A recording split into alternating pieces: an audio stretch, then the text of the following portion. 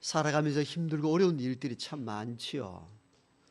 어떤 대학교의 한 학생이 교수님에게 이렇게 질문을 합니다. 교수님, 어려움이 닥쳤을 때에 어떻게 대처하면 좋겠습니까? 그때 교수님께서 이런 이야기를 해 주셨다고 합니다. 똑같은 그릇 세 개가 있는데 한 그릇에는 당근과 그다음 두 번째는 계란과 마지막에는 원두 커피를 넣고 불을 넣어서 끓였습니다. 한참 끓고 난 뒤에 각각 그 물질들을 끄집어냈습니다. 그리고 각자 한 곳에는 잘 삶긴 당근과 그리고 또 익힌 계란, 그리고 한 곳에는 원두향이 가득한 물을 한 접시 올려두었습니다. 그러자 한 학생이 묻습니다. 교수님, 뭘 의미하는 것입니까? 그러자 교수님이 이어서 계속 이야기를 해 주셨다고 합니다. 여러분, 이 뜨거운 불이라는 것, 이건 우리에게 닥치는 어려움을 의미합니다. 똑같은 어려움이 세 그릇에 닥쳤습니다. 인생에도 모두가 똑같은 어려움이 닥칠 수 있는데 그 어려움에 대응하는, 즉 반응하는 내용이 그리고 자세가 다르더라는 겁니다. 뜨거운 불에 익힌 당근을 만져보니 물렁물렁합니다. 또 뜨거운 물에 삶겼던 계란은 이전보다 더 딱딱해졌습니다. 내용물이. 그리고 뜨거운 물에 오랫동안 끓였던 원두 커피는 아주 맛이 있는 커피 향이 있는 커피가 되었습니다. 이와 마찬가지로 어려움이 모든 사람에게 다 다가오지만도 여기에 반응은 각각 달라진다고. 자, 뜨거운 물 속에 들어갔던 그 단단했던 당근은 아주 물렁물렁해졌듯이 우리가 일상적으로 사람 보면은 단단하여서 무슨 일을 다 겪어도 이길 수 있는 것 같아 보이지만도 어려움이 다가오면은 그냥 허물어져서 자신을 잃어버리는 사람이 있고, 어떤 경우는 계란처럼 날계란일 때는 쉽게 끼어지던 것이 오히려 뜨거운 물에 삼겨 나옴으로 말미암아 더 내용물이 단단해지듯이 어려움 가운데 내면의 세계가 더 단단해지는 사람들도 있더라는 겁니다. 어떤 경우는 원두커피처럼 그 물 자체를 완전히 변화시켜서 새로운 물질로 만들어내는 사람도 있다. 이런 이야기를 해 주셨다고 합니다. 그렇죠. 어려움은 다 똑같이 오는데 어떻게 반응하는가에 따라서 더 이전보다도 더 쉽게 무너지는 사람도 있고 내면이 더 단단해지는 사람들도 있고 또 다른 물질로 완전히 바꾸는 지혜로운 사람들도 있습니다. 각자 처한 상황에 따라 다 달라지는 인생을 여기서 보게 되는 것이죠. 만약 저와 여러분들에게 십자가와 같은 큰 환난과 어려움이 다가온다면 어떤 현상이 일어났을까? 각자 나름대로 오늘 본문의 말씀 중심으로 생각해 보는 시간이 되었으면 합니다.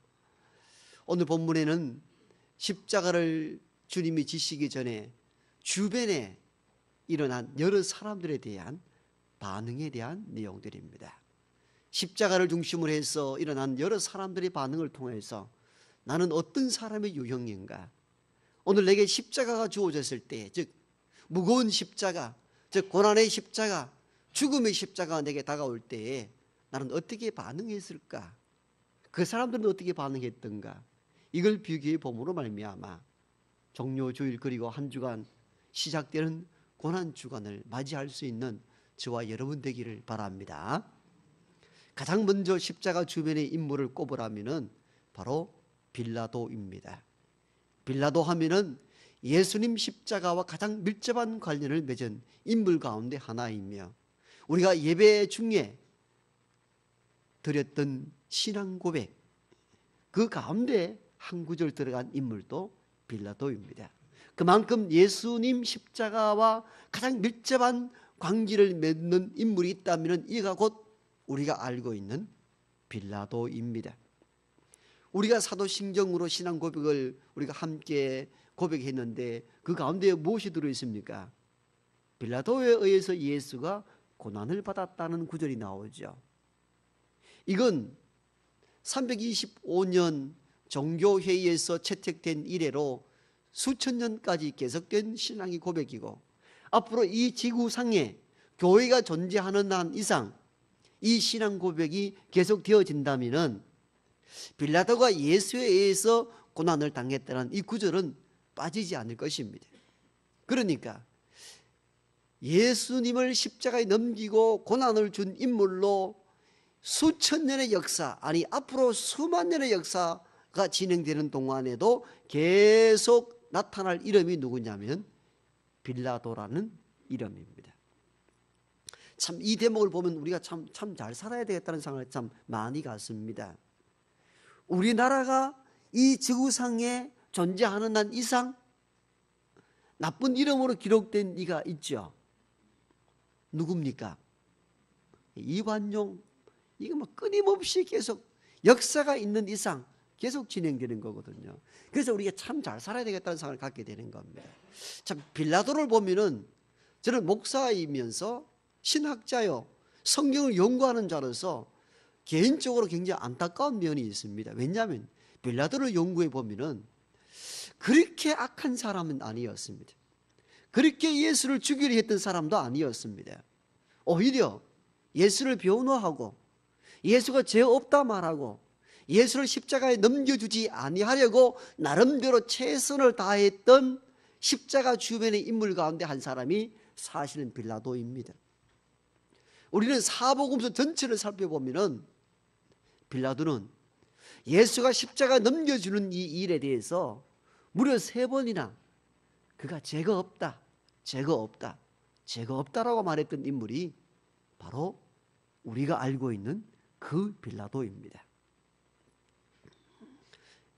민중들은 예수를 십자가에 못 박으라, 십자가에 못 박으라 할 때에 그가 무슨 죄가 있느냐라고 거꾸로 묻습니다.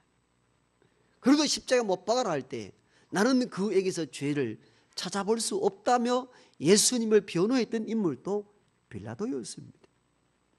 그러나 워낙 사람들이 밀란이 일어날 정도로 크게 예수를 십자가에 못 박아라 했을 때는 결국 예수를 그들에게 넘겨주지만도 마지막은 어떻게 합니까? 손을 씻습니다. 물에 손을 씻으면서 나는 이 일에 상관이 없어라면서 끝까지 예수가 죄 없음을 고백했던 인물도 빌라도였습니다. 그런 총독으로서 그 책임을 다하기 위하여 십자가에 넘겨진 예수를 십자가에 못 박고 또 십자가에 못 박힐 때 다 사형수들이기 때문에 죄의 제목을 붙여서 십자가에 못 박게 했는데 그 죄의 제목에도 빌라도는 독특하게 이 세상을 어지럽힌 예수라 하지 않고 유대인의 왕이라는 독특한 제목을 붙였던 인물도 빌라도였습니다. 유대인들이 항의를 합니다. 그가 왜 유대인의 왕이냐고. 쓰려면 이렇게 쓰라고. 자칭 유대인의 왕이라 하라. 유대인의 왕이 아니다. 근데 빌라도는 유대인의 왕으로 예수를 이해했다는 것입니다. 그때에 자칭 유대인의 왕이라고 유대인들이 빌라도에게 오히려 항의할 때에 나는 내가 쓸 것을 썼다라며 거부했던 인물도 빌라도였습니다. 여러분, 그렇다면 그렇게 예수가 죄 없다고 변호하고 그가 유대인의 왕이라고 인식할 정도로 마음을 먹었던 이 인물이 오늘 우리 사도신경 신앙 고백 가운데 빌라도에 의해서 예수가 고난을 받았다는 것은 웬 말입니까? 그가 그렇게 된 이유가 바로 여기에 있습니다. 예수가 진리인 것을 알면서도 진리 가운데 행하지 아니하고 진리를 팔아넘겼기 때문입니다. 이것이 빌라도가 수천 년 역사 이래 빌라도에 의해서 예수가 죽음을 당했다고 고백한 이유 중에 하나입니다. 그럴 만한 책임, 진리를 사수하고 십자가에 넘겨주지 않아야 될 만한 위치에 있었던 인물입니다. 왜? 유대를 다스렸던 최고의 총독이었기 때문입니다. 그런 그 진리를 사수해야 했으며 죄 없는 자를 십자가에 넘겨주지 말아야 했어야 될 최종적 책임이 누구에게 있었는가 하면 사실은 빌라도에게 있었습니다. 그런데 그는 그 진리를 알면서도 진리를 모른 채 했고 책임져야 될 마지막 최종 책임자로서 죄 없는 예수를 십자가에 넘겨주었기 때문에 기타 여러 사람들보다도 빌라도를 예수를 고난받게 한 자로 인식되게 한 이유가 바로 여기에 있었던 것입니다. 빌라도가 왜 이렇게 예수를 그렇게 쉽게 넘겨주었을까요? 바로 민중봉기가 일어날까 두려웠기 때문입니다. 예수님 당시에는 우리가 알다시피 로마 제국 지배 아래 놓여 있었습니다. 그때는 로마가 그 전 세계를 다 속국으로 삼는 제국주의였습니다. 자, 로마 황제 한 명이 많은 속국을 통치하는데 한계가 있습니다. 그래서 로마 황제는 머리를 써가지고는 각 나라마다 총독을 파견했습니다. 우리나라도 그랬잖아요. 일본 제국주의가 우리나라에는 총독을 보내서 총독이 우리나라를 지배하도록 했습니다. 일본 황제가 직접 지배를 다 못하니까. 그래서 유대 지방인은 누구를 총독 세웠느냐? 빌라도를 총독으로 세운 겁니다. 자, 그러려면은 임명권이 누구에게 있는가? 총독 임명권은 황제에게 있습니다. 말 그대로 황제에게 잘 보여야 총독 자리에 유지할 수가 있습니다. 요즘 그 정당 보십시오. 누구의 칼에서 다 막 쓰러집니다. 그 누구에게 줄을 서느냐, 누구에게 잘 보이느냐, 그 후보직을 가지고 있느냐 없느냐, 이 차이를 우리가 눈으로 보게 되잖아요. 총독의 자리가 그런 자리였습니다. 로마 황제에 의해서 그 맡겨진 지역을 잘 유지하지 못하면 모가지가 날아갑니다. 자, 그런데 유대를 통치하고 있는 총독의 입장에서는 예수가 진리 가운데 있고 죄가 없다는 사실을 아는데 이스라엘인들 전체가 예수를 반대하여 십자가에 못 박았어서 소란하고 민중 봉기가 일어날 만하니까 진리를 알았지만도 자기 자신 위치를 잃어버리지 않기 위해서, 즉 신분을 유지하기 위해서 예수를 십자가에 넘겼습니다. 이것이 결정적인 오류였음을 알면서도 넘겼기 때문에 종교 기독교가 있는 이상 빌라도를 어떻게 보았느냐? 예수를 고난받게 한 자로 인식하게 만든 결정적 이유가 바로 여기에 있었던 것입니다. 여러분, 우리는 그리스도 안에 있는 자들은 진리가 무엇인지, 진리가 어떤 것인지 알고 신앙생활하는 사람들입니다. 그런데 가끔 우리는 우리의 위치, 우리의 신분 때문에 진리인 예수 그리스도를 멀리하고 내 신분과 내 권세와 내 위치를 얻기 위하여 예수를 버린 적이 없는가? 이 질문을 우리는 빌라도를 보면서 할 수 있게 됩니다. 그러므로 우리는 이 고난주간 시작되면서 십자가 아래에서 나는 빌라도와 같은 입장에 서 있지는 않았던가를 돌아볼 수 있는 복된 이 시간 되기를 바랍니다. 두 번째, 이 십자가 주변에 있는 사람들 가운데 한 무리는 누구인가 하면요, 오직 예수를 죽일 궁리만 했던 당시의 종교 지도자들입니다. 마태복음 27장 11절 보면은 대제사장과 장로들이 예수를 고발한지라. 죽이려고 고발했던 인물들이 당시의 종교 지도자들이었습니다. 누가복음 22장 2절 보면은 대제사장과 서기관들이 어떻게 하면 예수를 죽일까 궁리했다라는 구절 또한 보입니다.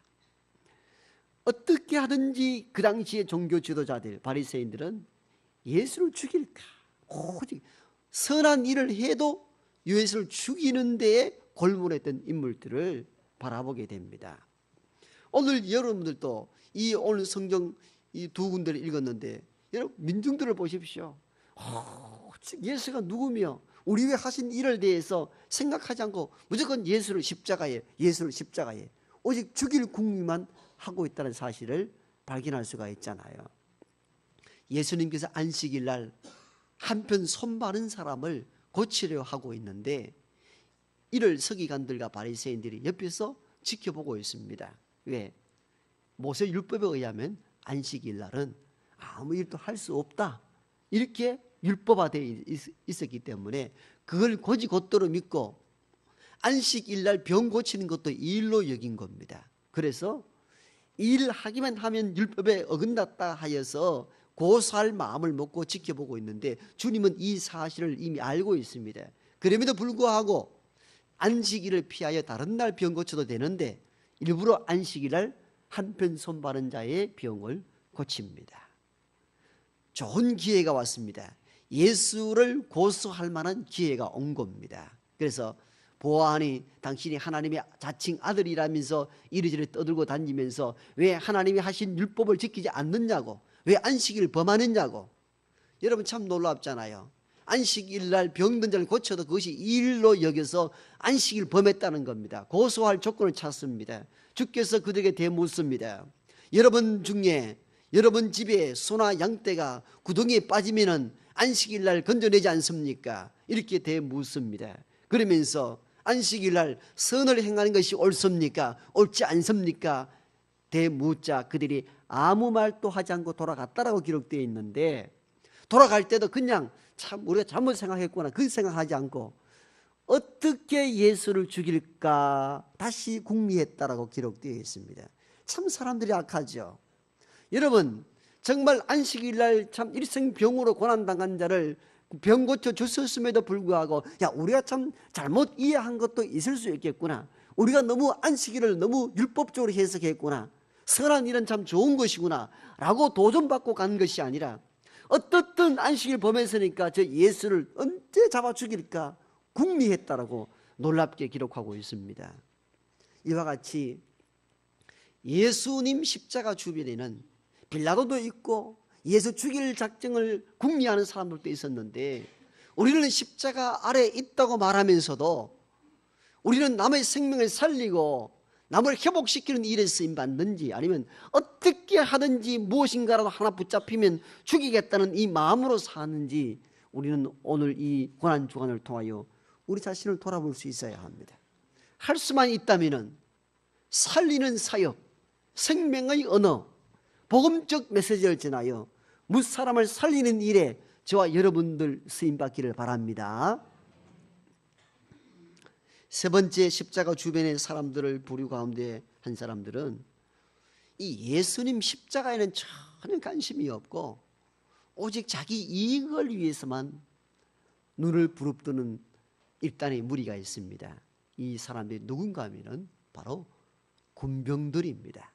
그때 사형 집형들이 이 십자가에 있는데 십자가는 이 자체가 사형을 집행하는 데는 군병들이 1인 4조 1조 4명 4명이 한 조가 돼서 하나의 사형을 집행을 한다고 합니다. 근데 아마 이 세 개의 십자가가 있었으니까 중앙에 있는 예수님 십자가 형태를 지우는 데는 아마 4명의 로마 군병들이 아마 집행하는 데에 아마 사용되었을 것입니다. 그런데 이 사람들이 지금 하는 일들이 무엇입니까? 오늘 요한복음 보니까 이들이 사형수인 예수의 옷을 나누어 갔는데 지금 혈안이 되어 있습니다. 제비를 뽑습니다. 각각 나눕니다.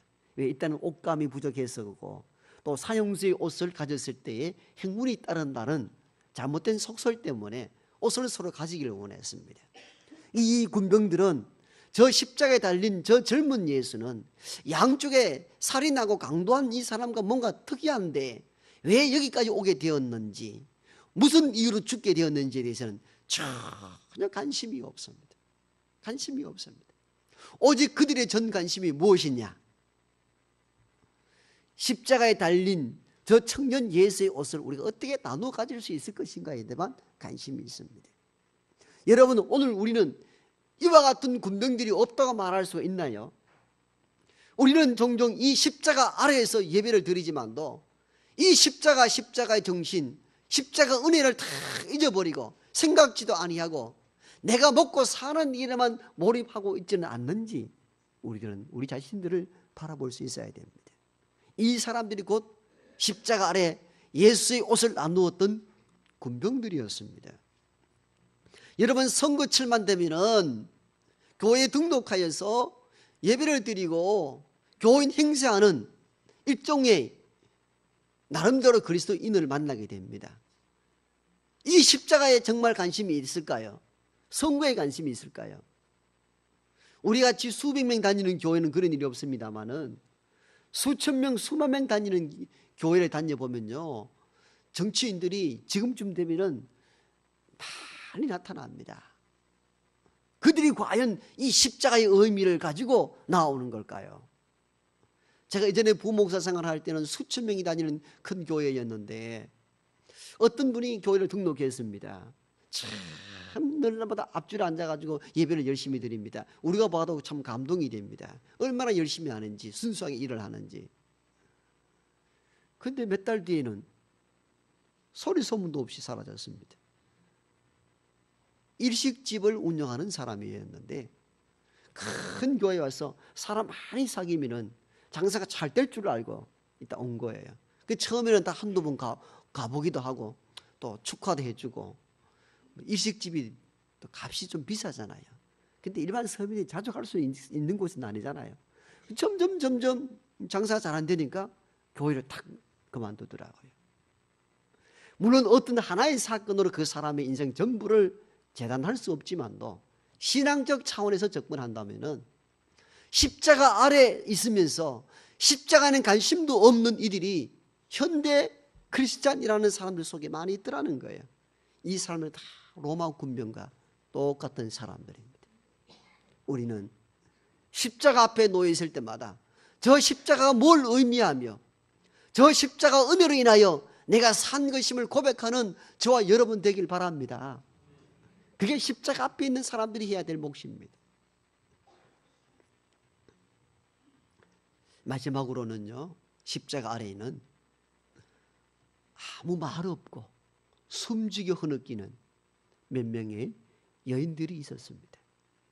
오늘 요한복음 11장 마지막 읽었던 구절에 보면 어머니 마리아와 이모와 글로바의 아내와 그리고 막달라 마리아였더라. 참 이 대목을 읽어보면 가슴이 좀 짠합니다. 다 연약한 여성들입니다. 성경은 기가 막히게 이렇게 기록합니다. 어머니와 이모와 글로바라는 남자가 아니고 글로바의 아내와 막달라 마리아였더라. 이 네 명의 여인들이 마지막까지 그 무시무시한 십자가 형틀 아래 끝까지 남아 있었던 인물들입니다. 여러분, 십자가 지기 전날 어떤 일이 벌어졌습니까? 12명의 제자들이 모였습니다. 함께 마지막 만찬을 보냅니다. 너희들이 다 나를 떠나갈 것이라고 예언했을 때 주님 무슨 말씀합니까? 생명 걸고 주님 지키겠습니다고 했던 건장한 남성들이 12명 있었습니다마는 십자가를 졌을 때 그들은 다 떠나고 없었습니다. 그런데 오늘 십자가 아래 놓여 있는 이 엄청난 그리고 무섭고 두려운 그 십자가 아래 누가 있었느냐? 여인 4명이 그 아래 숨지고 있습니다. 무슨 능력이 있으며 무슨 힘이 있습니까? 그런데 성경은 이 여인들에 대한 이야기를 기록하고 남겨두고 있다는 사실들을 우리가 눈여겨볼 필요가 있습니다. 크고 화려하고 멋있게 예수님을 고백하지 못했지만도 끝까지 예수님과 함께 하려 했던 인물들은 당시에 숫자에도 들어가지 않았던 여인들이었다는 사실입니다. 우리는 이 여인들을 보면서 신앙이라는 것, 십자가 아래 거한다는 것, 화려하거나 멋있거나 용감한 어떤 문제가 아니라 십자가와 더불어 끝까지 함께 가야 된다는 사실들을 여기서 만나게 됩니다. 여러분, 우리가 살아가는 모든 현장들은 십자가 없이 살 수 없는 고난의 현장들입니다. 가정생활 쉽나요? 참 어렵습니다. 가정생활, 부부생활, 영유에 나가는 것, 자녀를 키우는 것 쉬운 것 하나 없습니다. 여러분, 직장생활 쉽나요? 어렵지요. 참 때로는 먹고 살기 위해서 산다는 게 가끔은 우리를 처량하게 만들기도 합니다. 그것도 어떤 의미에서는 다 십자가예요. 신앙생활 하기가 쉽나요? 어렵습니다. 교회에 나오면 이런저런 사람들과의 부딪힘, 그게 힘들 때가 있습니다. 여러분, 나라를 지킨다는 일들 얼마나 힘든 일들입니까? 그렇게 보면은 저와 여러분 모두는 다 보이거나 보이지 아니하거나 크거나 적거나 나름대로 십자가 하나쯤은 다 지고 인생을 살아가는 거예요. 다 그렇게 살아가는 거예요. 그런데 그 십자가를 끝까지 지키고 그 십자가 아래 견디는 사람들이 있는 반면에 내던지고 가는 제자들도 있고, 십자가를 이용하여 자기 이익을 편취하려는 사람들도 있고, 진리인 줄 알면서도 외면하는 사람들도 있고, 다양한 반응을 나타냅니다. 바라기는 이 여인들처럼 십자가 아래에서 숨죽여 가면서도 끝까지 예수님 십자가와 함께 할 수 있기를 바랍니다. 우리가 그렇게 살아야 됩니다. 여러분 가정이 힘이 들고 어려울 때도 그것이 저와 여러분에게 준 십자가임을 알고 가정을 믿음으로 십자가 붙들고 지켜나갈 수 있기를 바랍니다. 그게 오늘 우리가 해야 될 몫입니다. 여러분 직장이 힘이 들고 어려울 때도 십자가 정신으로 견디십시오. 그래서 세상의 사장들이 오히려 참 모두가 떠나간 그 자리에 정말 당신은 그리스도인입니다 라는 고백이 들려 나올 수 있어야 합니다. 교회가 힘이 들고 나라가 어지럽고 힘이 들 때도 저와 여러분에게 주어진 십자가 붙잡고 이 여인들처럼 묵묵히 십자가 정신으로 살아갈 수 있는 우리 모두가 되기를 소망합니다. 하나님,